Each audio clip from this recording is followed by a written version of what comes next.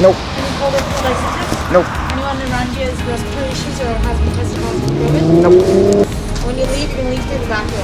Okay, so it's just going to be downstairs to the right in CD1. Okay.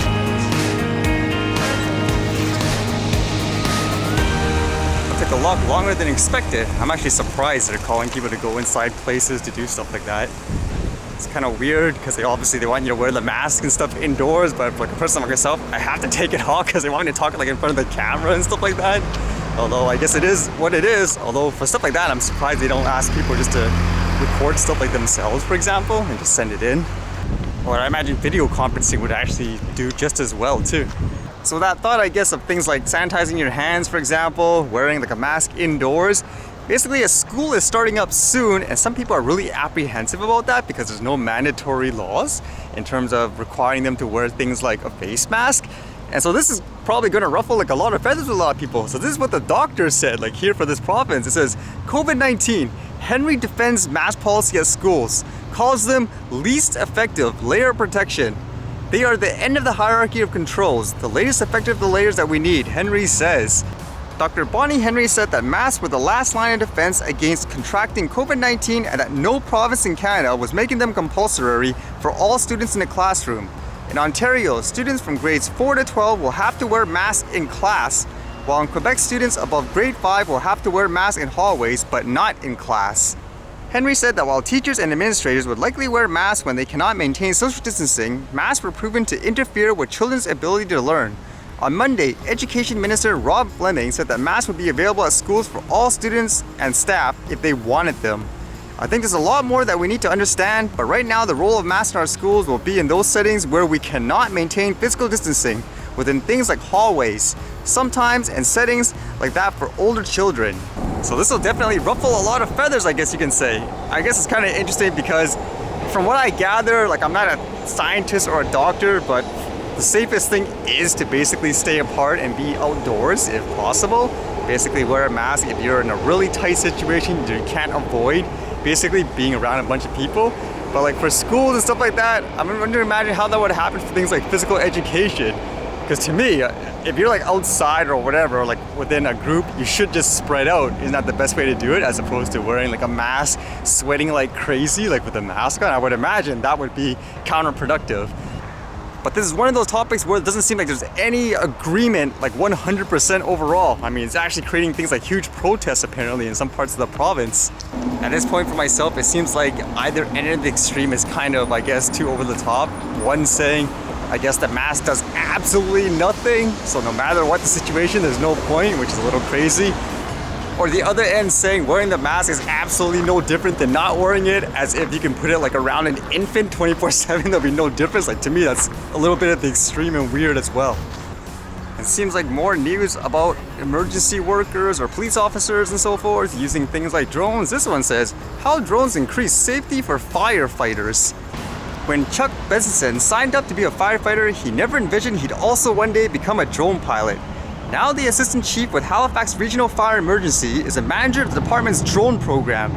Benson said the idea to use the emerging technology was floated around 5 years ago, and since the program launched, it has increased safety for firefighters. And it says, quote, we have about 6 drones in service right now, he said. We try to fly them whenever we don't want to put lives in danger, and we need information that's only available from the sky.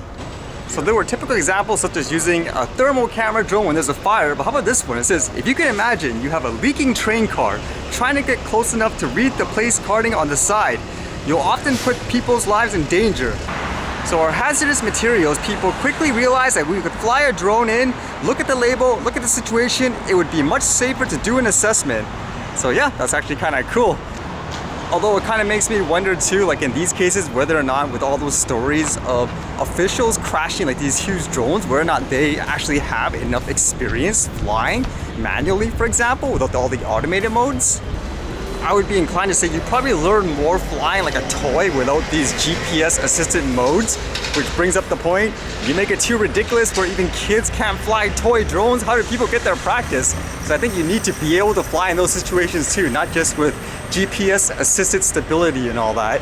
Especially in these cases when you're trying to imply getting these license certificate makes this guy like a quote pilot, like at such a professional level. I mean, there should be a higher standard in that way too, isn't it? I actually had the Mini screw up like that before, where it seemed like it lost its GPS positioning and it started drifting and flying in one direction pretty quick. I guess when playing video games and the reaction times that you learn all the time, basically learn to stay calm and just take care of it basically when it happens. Like, I think you need that type of training and stuff too.